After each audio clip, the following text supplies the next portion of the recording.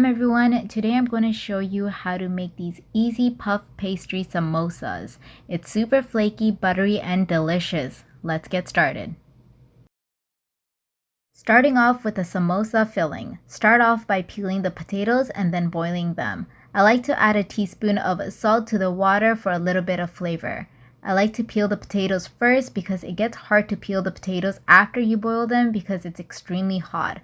I've burnt myself multiple times doing this before. I peeled about 7 medium-sized potatoes, and these are going to make about 3 dozen samosas. If you want to make less, you can always split the ingredients in half.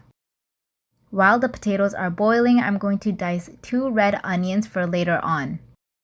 In a medium-sized pan, add 2 tablespoons of oil. To that, I'm going to be adding 1 teaspoon of mustard seeds, half a teaspoon of black seeds, 1 teaspoon of cumin seeds, and half a teaspoon of crushed coriander seeds. Sauté them until they're lightly brown. Then add ginger garlic paste and mix it well. Add in the onions and sauté it for a couple minutes. Add in the frozen veggies, such as carrots and peas. This part is totally up to you. You can add whatever vegetables you prefer. Once the vegetables have defrosted in the pan, add 1 tablespoon of chili flakes, half a teaspoon of turmeric, half a teaspoon of black pepper, 1 teaspoon of salt, and stir it well. Now that the masala portion is ready, mash up the potatoes and combine it to the masala mixture. Fold everything in together, and there you have it. The filling is ready. Once it cools down, place it in the fridge so it's easier to handle later on. For the pastry, I'm using ready-made puff pastry. You can of course make your own at home, and I will leave a recipe of it down in the description if you're interested. I simply took the pastry and rolled it out. I then cut it into 16 pieces like so.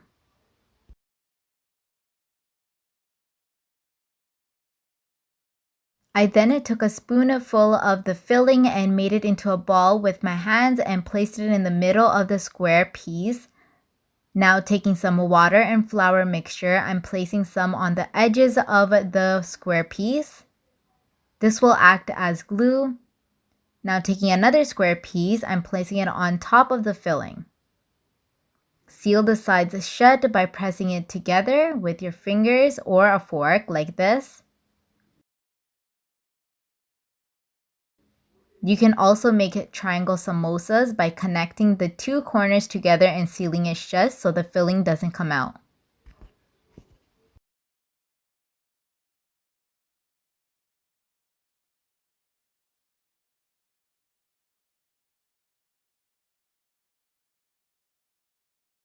Lastly, take an egg and whisk it together.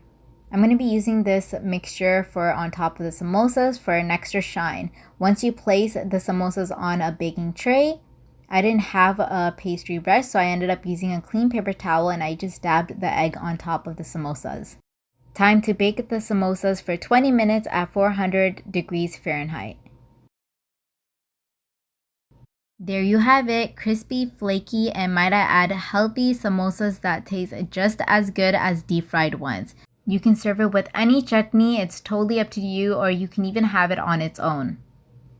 I hope you guys try it out. It's so good and it reminded me of street food back home. Don't forget to tag me on Instagram if you try it out.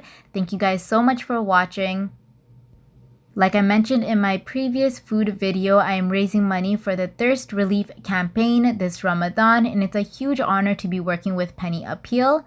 Thank you everyone for donating. May Allah reward you guys for this Sadaqah Jariyah by providing clean water to communities around the world. If you guys are still interested in donating, the link will be down in the description.